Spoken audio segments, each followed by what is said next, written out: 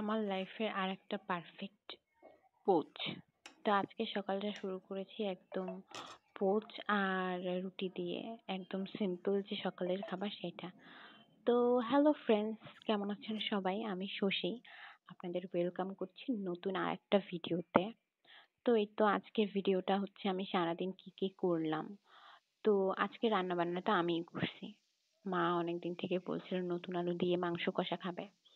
তো মাই বেশিরভাগ আমাকে হেল্প করে দিয়েছে। মার যেহেতু চোখে এখন চিকিৎসা চলছে, সেজন্য আমি তাকে রান্না বান্না করতে দিচ্ছি না। তাও মা, আমি রান্না বান্না করতে আসলে মা কখনো আমার পাশ থেকে যায় না, সে আমার আশেপাশেই ঘোরাঘুরি করে আমাকে হেল্প করে। তো এই তো নতুন আলু দিয়ে মাংস কষা চলছে।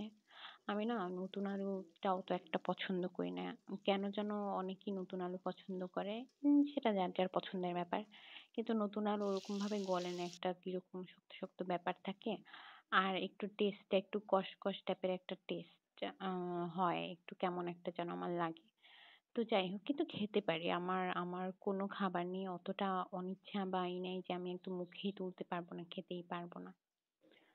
তো এই তো রান্না বান্না চলছে, মা যতটা সম্ভব আমাকে দেখাই দিচ্ছিল। আমি আবার মাংস রান্নাতে অত একটা পটু না। তো মা বলে বলে দিচ্ছিল, আমি সেইভাবে রান্না করছিলাম।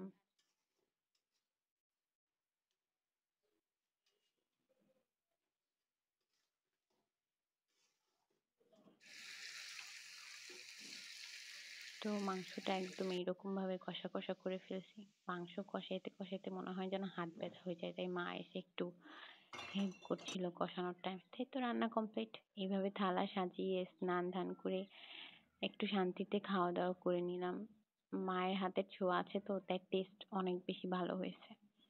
আমি আবার অত ভালো মাংস রান্না করতে পারি না, মা যেভাবে পারে। তো অনেকটাই মজা লাগছিল খেতে। রিল্যাক্স করে, খুব রিল্যাক্স করে খাচ্ছিলাম।